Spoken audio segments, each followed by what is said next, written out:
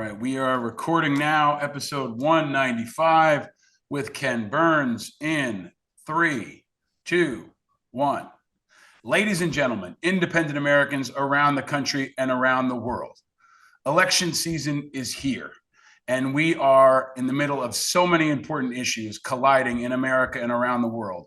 And I am very happy, honored, and privileged to bring to you maybe the guest that I am most excited to have joining us in 195 episodes. A man I have been privileged to know, a man whose work I admire. The great and powerful Ken Burns is here with us on Independent Americans. Welcome, sir. Thank you, Paul. It's great to be with you. It's so great to see you via Zoom. I think the last time I saw you in person was at one of the premieres for the Vietnam documentary. Right. So that's 2017. So we've got a lot of catching up to do. Absolutely. And I'm really looking forward to it. What is Halloween like for Ken Burns? What do you dress up as? How was your Halloween? And what was that week like for you? You know, I have four daughters, the youngest of whom is 12, the oldest is 40. So Halloween is beginning to recede. It's never been a favorite of mine, except when I was in college. I went to Hampshire College in Amherst, Massachusetts in the early 70s, and we kind of invented Halloween. You know, we had it at that point, Halloween was just kids going out and maybe some teenagers causing some tricking. But we invented the whole party thing and made Halloween, I think, like the second biggest holiday on the thing. But I was actually working. I live in rural New Hampshire. You know, I didn't turn the lights off, but nobody stopped by. Our editing house is down off the town green. And if we had been working, we would have had the lights on and bowls of candy out. But I was just, you know, up here in the loft of my barn in my, my COVID protection zone, we're just working on the various 7 films that we've got going. One of the many connections you and I have is you've been very generous in sharing your connections and experience at Hampshire, especially last year when I was teaching down the street at Amherst.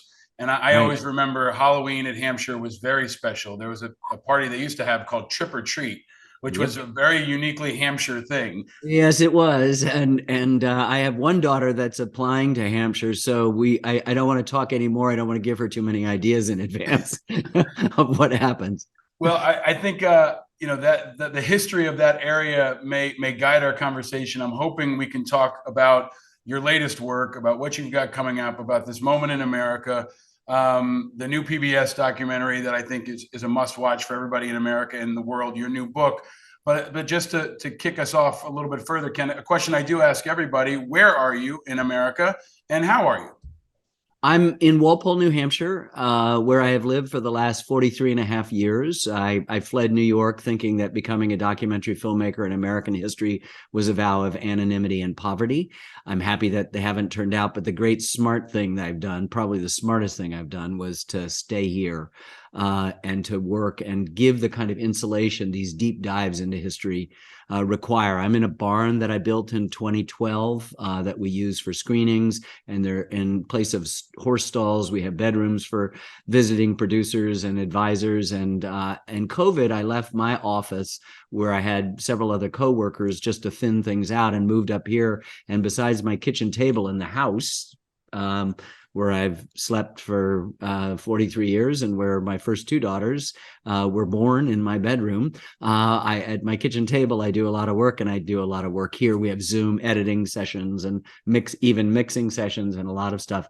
I'm doing well. I had a very productive time. I know a lot of people went crazy. I still get in a lot of work with Chester, who is trying to be a polar bear on an iceberg, but a golden doodle that I've had for nearly 8 years. And he and I do lots of walking out in nature, but I've been able to work and get a lot of films done. In fact, more films in a short period of time than any time in my professional life, which is sort of crazy to be 69 and being engaged in more stuff than ever before. But I love it. I love it. Well, you continue to be amazingly productive. It's no surprise that Chester looks tired, just trying to keep up with you. You've already done 5 miles today. So. For folks that maybe haven't watched the show on YouTube, I recommend you check it out because you'll get a look inside of Ken's loft. You'll get to see Chester behind him. Ken, we're a week away from the election. Every election is framed as the most important election of our lifetime. Using your unique and powerful vantage point, Can you zoom out and help us understand this moment? Yeah. Not just the election, but all of it coming together with global affairs, with extremism, with this election, with COVID, with the how do you frame up this moment we're experiencing now in American history? Well, let me be boringly redundant and say that this is the most important election, I think, right now. I felt that, 2 years ago, and at various other stages, you could say in 1864, when Lincoln was reelected, when it thought he wouldn't, that a country tired of war would elect his Democratic opponent, his former general, who he had fired, McClellan, and turned out most of the U.S. Army voted for their commander in chief and not their ex-general, who took pretty good care of them, but never engaged them and sort of lost stuff. That was important. Lots of other really, really critical stuff. But let me just tell you, by way of what I've been doing. In September, we released a film, a 3-part, 6.5-hour miniseries called The U.S. and the Holocaust. It was scheduled for 2023, comfortably doing it. About a year and a half ago, I looked at my co-directors, Lynn Novick and Sarah Botstein. And by the way, everything you like about our films are the people who work on it. If you don't like them, it's all my fault. And I just said, we got to accelerate this. We have to be part of the conversation, because everything that was going on then in the decades leading up to the 1930s, anti-immigration sentiment, xenophobia, nativism, racism, anti-Semitism had been on the rise. There'd been this flirtation with a pseudoscience called eugenics that believed that there is a hierarchy of races that people that, very famous, very good people subscribe to, which is bunk. People like Henry Ford and Charles Lindbergh were promoting at various times unbelievably racist anti-Semitic tropes. And the country, therefore, was not in a position to want to help the Jews trying to flee Nazi terror as it developed over the 30s, and then as it segued into what we now call the Holocaust. We knew what was going on. It's not like, we liberated the concentration camps in 45 and then we discovered to our horror what was going on. We knew there were 3,000 articles in 1933, the year that Hitler came to power in late January, alone about discrimination against the Jews. And then it only got worse. But the spirit of the people was steeped in anti-Semitism. The Congress had passed a hugely restrictive immigration law in the 1920s that had quotas. They didn't mention Jews or Catholics, but they specifically had small quotas for those countries that had large Catholic or Jewish populations, and big quotas for Northern European, white, Protestant, Hitler would say, Aryan nations. And so there's when we began the project in 2015, there were, of course, as every film we've made, lots of rhymes, as Mark Twain would say, with the present. By the time we were halfway through editing, every sentence was rhyming, and not in the right way. And so we wanted to get it out because we are at a critical moment. One of the characteristics of that period was a movement toward authoritarianism. We're seeing it here. The playbooks of people follow the authoritarian playbook. You make a them of somebody, you other people. Jews have had the longest experience of that, because until 1948, there were people without a country for a couple of millennia. And that has made them an easy scapegoat. We know clearly our own history of the extermination and the isolation into reservations of our native population, something Hitler admired. And he admired our Johnson-Reed Immigration Act that limited restriction. And the Germans studied our Jim Crow laws to fashion their anti-Jewish discriminatory laws. So we're not responsible for the Holocaust, but it's a reckoning we have to have. And I think people forget. And Jefferson warns us in the Declaration. He says, that people are willing to suffer tyrannies while evils are sufferable, he writes, meaning, look, guys, this new thing, democracy or a republic, is going to take effort, extra work. And what we find in a media culture like today, with all the lying and the places where you can hide and self-select your news, there's a kind of laziness develops. And as they used to say, now is the time for all good people to come to the aid of their country. We need to be fact-based. We need to understand what the truth is. We need to try to say that certain things like anti-Semitism, hanging banners from highway overpasses in Los Angeles, Angeles and Jacksonville, or, hacking into, jumbotrons in Jacksonville with anti-Semitic tropes, or having an ex-president promote some of those things are not right. That the violence that is the hallmark of authoritarian regimes, the way they scare you, is not right. The making of other, look, I've made films about the US for almost 50 years. I've also made films about us, Paul. That's the lowercase 2-letter plural pronoun. And I can tell you, it's a great privilege to do that. All of the intimacy of us and we and our, and all of the majesty, the complexity, the contradiction, and even the controversy of the United States. But what I've learned was that there's only us. There's no them. And when anyone tells you there's a them, you got to run away. It's like the people who are most afraid of immigrants don't have any contact with immigrants. And the people who are most in contact with immigrants wholly understand that they enrich us just the way many metals make a much stronger alloy. And if you want to go back to some singular thing, you have weakened what is great about the United States. So this is as real and as important as it gets. And at the heart of it is not even all these separate issues and discriminations and stuff. It's just, what do you believe? 1 + 1 = 2 or something else? Because we are being told, and lots of people are believing that, 1 + 1 = 14, and they're living their lives in the shadow of this disinformation, which is part and parcel of the beginning of the decline of any institution. And so the things we have counted on in the 3 great crises that preceded this crisis now, the Civil War, the Great Depression, and World War II, that is to say, the free and fair elections, the peaceful transfer of power, the independence of the judiciary, are all up for grabs right now. So this is what makes this a critical moment. And nearly all of my films have addressed the complexity of the United States, the contradictions even, but still celebrated its exceptionalism.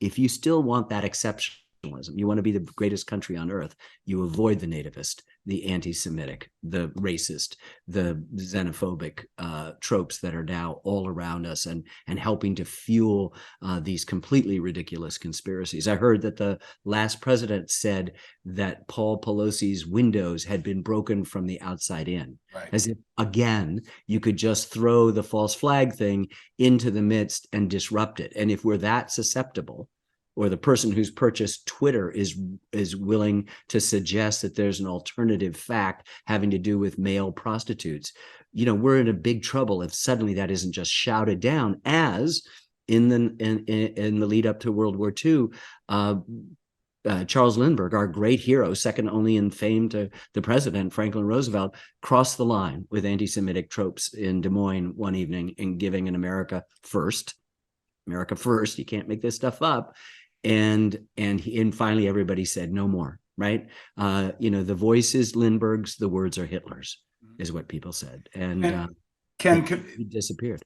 This is why we needed to hear from you now to frame all that up. But another constant theme of everything you do is national security and global security. Yeah. And that's something we've always focused on in this show, and I think is kind of a piece of this that folks underestimate. So given your deep understanding of national security threats, can you frame up this extremism we're seeing now versus extremism we've seen in the past? How severe is this as a national security threat?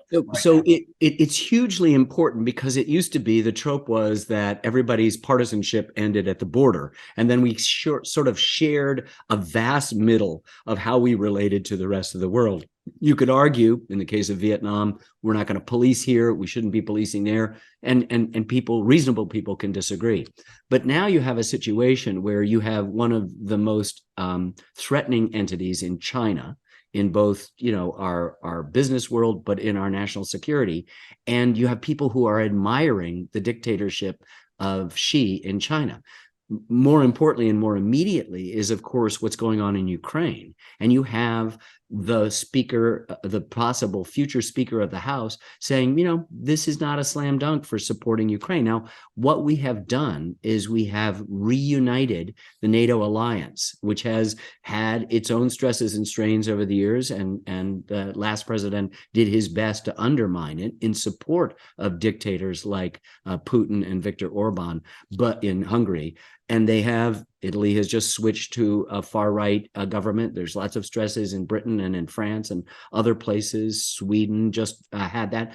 But we've been able to hold it together, understanding that by stopping the Russian aggression in this, and by the way, Putin is referring to the Ukrainians as fascists, which is unbelievably Orwellian in its disinformation, because of course they have a Jewish president, and they've done magnificently, and we have been one of the reasons they've done magnificently. And the great anxiety, I believe, not just in the United States but in the world, is if we create another vacuum of leadership as we had between 2017 and 2021, that we will lose the momentum that we've gained in so many places, the ability, as we've always been able to do, to muster a kind of democratic spirit of things. And if you're now having people throughout the country, from dog catcher to president of the United States, talking about, well, maybe it's democracy's not the way, we're in big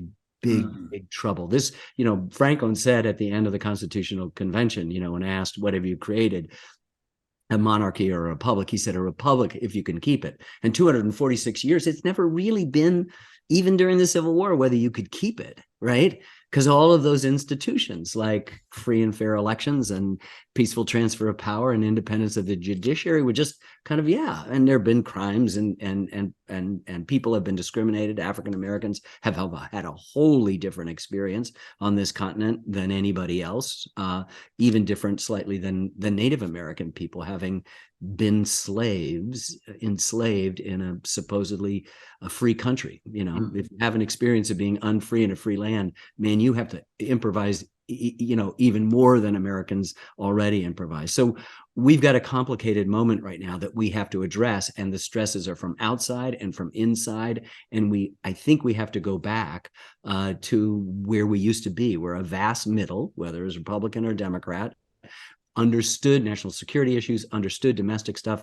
and could come together, like the Civil Rights Act. A lot of Republicans voted for it when a lot of Southern Democrats did not. And that made that possible. And now you have ideologues appointed to the Supreme Court who are undoing the sort of fundamental improvements that were made to the flawed nature of our republic. So, we don't want to go backwards. And the idea that you could go backwards is regressive in every sense of that word.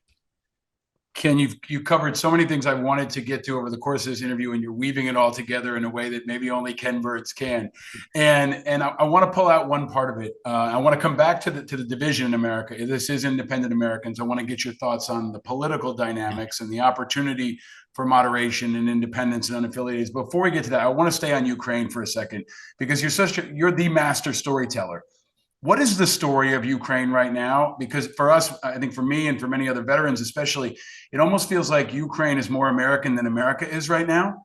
And it's got this spirit that's galvanizing and motivating the world. But how would you describe the story of Ukraine right now? Yeah, I think that's it. It's a really good way to describe it, Paul. It's a David and Goliath, and we presume going into the battle, we've somehow, just in the last few years, I think it's because of the way the NFL has capitulated completely to the gambling industry, that everything is an odds, right? So the odds of David versus Goliath are, we're gonna not even take the points, whatever that means. Yeah. And here they are. And they have effectively, even before we started coming in, checked. I mean, Putin really thought he'd be in Kiev with Zelensky dead in 48 hours. Well, here we are. That was February. We're in November, and that's not happened. Now, a lot of it is the muscle that we've been able to exert. But yes, the spirit of Ukraine, it's insistent on they have something to fight for, and they're fighting for democracy. They're not fighting for some conspiracy theory that doesn't exist. They're not fighting for a lie. They're not fighting for that. And that's where a good deal of the energy of the United States has been dissipated in this kind of binary division between, deniers or acceptors or whatever. There is a truth, it was, as his own election guy said, the freest and fairest election of all time. And he lost by 7 million votes. Admitted, as we know from lots of evidence, that he knew he lost, but nonetheless has done what people have done throughout time. Human nature doesn't change. The Bible tells us this, what has been will be again, what has been done will be done again. There's nothing new under the sun. That's Ecclesiastes. That's the Jewish part of the Bible, right? That's, and let's remember, Jesus Christ was and never left being a Jew, right? He didn't want to start a religion. People founded a religion for him, but he was a Jew. And so as we look at the anti-Semitism, which is part and parcel of the easy, facile, authoritarian moves, it's just not true. Human nature doesn't change, and these forces have to be defeated by the forces of light. And though they don't have any, as Liz Cheney and Adam Kinzinger and other brave folks, this is not having anything to do with party labels. There's nothing to do with Democrats or Republicans. It has to do with people who've read the Constitution and agree with it, or really think that all of that just to keep America white or pure or whatever the argument is. It's just, in that it's eugenics again, only it's just now named it. There's no hierarchy of races. There's only one race, Paul, and that's the human race. And everybody's the same. Somebody from Uganda loves her kids as much as somebody else. Somebody from another country is going to be, try to cheat and steal or embezzle. Another person's going to tell lies. Another person's going to be virtuous. Another person's going to be self-sacrificing. There's no nationality or no race that has a majority claim on any virtue or any vice. Ken, we've unpacked a lot of conflict and war over almost 200 episodes on this show. We've had a lot of Vietnam veterans, Iraq and Afghanistan veterans. Wayne Smith was on this show, who was a part of your brilliant Vietnam documentary. You mentioned Adam Kinzinger. I talked to folks, in advance of this, and said I'm going to be talking to Ken Burns, and about a huge percentage of our audience are post 9/11 veterans. Half of those veterans are independents. And the question I get often is, can you ask Ken Burns, when is he going to do a film about our war? So, Iraq and Afghanistan are still, unresolved for many of us. And I know your Vietnam film brought kind of closure for many people and helped them communicate what they couldn't communicate themselves. So what are your thoughts on something on the post 9/11? I'll do it, God willing. I'm 69 years old. I'm not retiring, but, let me just say one thing is that the Vietnam thing, if I'd done it 10 years after the fall of Saigon in 85, America's in a recession. People are talking, Japan is ascendant. They're talking about the Pacific Rim. America's best days are behind it. Vietnam is a ball in a chain we're going to drag around until we don't exist anymore, right? If I'd done 10 years, 20 years after the fall of Saigon in 95, we're the single sole superpower in the world. We're in the midst of the largest to then peacetime expansion, economic expansion in the history of the United States. We have just won a first Gulf War with a coalition of dozens of states with one arm tied behind our back. If I'd waited 30 years until 2005, where we're bogged down in Afghanistan and Iraq because of 9/11, we would began to make parallels. So this is a lot like Vietnam. This is why it's not like, this is what it is. Yeah. So by bringing it out a decade, 12, and then plus 2 years after that, you have the ability to see things from the different peaks, the different perspectives, right? And so we think that the past is fixed.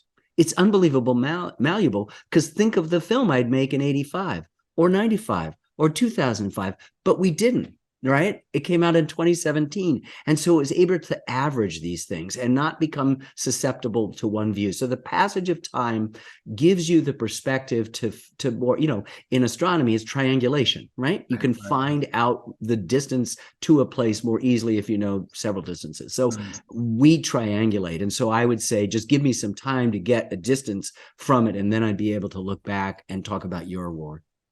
I can't wait. And because I know you will be able to communicate what our generation has struggled to communicate for ourselves. And I know you'll channel our voices in doing that as only you can. We talked about this piece of the cleavage in America that exists in our politics. This is Independent Americans. We talk a lot about the rise of those who want not just something moderate, but none of the above, who reject the two-party duopoly. You have this amazing perspective on the history of America. Can you talk about this political moment for those who feel politically homeless, for those who reject the Republican and Democratic Party? I know you've supported, candidates in the past. You've been outspoken, but historically, how do we see this opportunity for everyone else who feels politically homeless to rise up or unite or have an impact in the next few years? Yeah, that's a super important thing, because of course, how our political system has evolved is into essentially a two-party. It's not always been the case, but it's been, for the most part, a two-party thing, or in essence, a binary stuff, right? For or against. And we've been able to make decisions like that. But there is a sense for a growing number of people that neither party has represented them. One party has been more effective in harnessing that disaffection to energies that are malevolent. That is to say, that are not based in fact or truth. And so traditional associations have ceased to exist. So you can see a Liz Cheney and an Adam Kinzinger kind of exiled from the party of conservatism by a much more dominant radical thing, which is in no ways conservative, asking to save nothing except self-interest. And that's what's being sold. And quite often at the heart of this, as I've described, but not used the word, but I'm sure you have, and people that you're talking to, is the idea of grievance. When you feel unheard, you are so susceptible to having someone animate your grievance, in which you say, it's them that did that to me. It's Black people, affirmative action. It's the border, it's this, it's that, it's corrupt. And so what happens is you got a huge disproportionate number of one party that believes that the other party isn't just wrong on something, that they're evil, that they are pedophiles, that they are sucking the blood out of young children. I mean, you couldn't, if you told people that this is what happened. And by the way, that party filled apparently with these vampires, pedophile vampires, got 7 million more votes than the other party, which says we're drowning and we're being locked out. So it is in the authoritarian playbook to accuse your enemy of what you in fact are doing. And that's really important. And what happens is people with legitimate grievances who feel exiled from process forget that there's only one process. In a democracy, it's singular. You vote, and you vote not your grievance, you vote the facts, right? People have been voting in the last 3 or 4 decades, against their self-interests in such startling numbers that you have to say, yes, I understand you're disaffected. Yes, I understand that makes you susceptible to the grievances and the blame that can be attributed to X party, that party, or that party. But no, look and see what the real record is. And what happens is that grievance excuses a kind of laziness.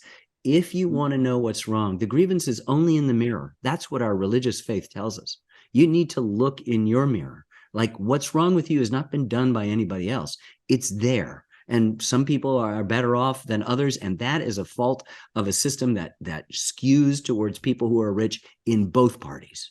And that's a huge problem. And so now everybody's going to say, well, when we get back into power, we're going to eliminate we're going to end the taxes. Well, the taxes have been lowered for the people who have grievances. They've been raised for the people who can afford it. And if you take it away from them, that same old discredited trickle down thing will again not work to bring prosperity. So you've got to be able to study the issues. And the problem is that grievance and conspiracy and misinformation and disinformation interposes itself between me and you. And what we have to do is, this as I don't mean to go so biblical on you, but the scales from our eyes need to fall off, my ancestor, the poet Robert Burns, said, "Oh, would some power the gift to give us to see ourselves as others see us." Mm-hmm. And we are now in a media state where everything we feel is fine.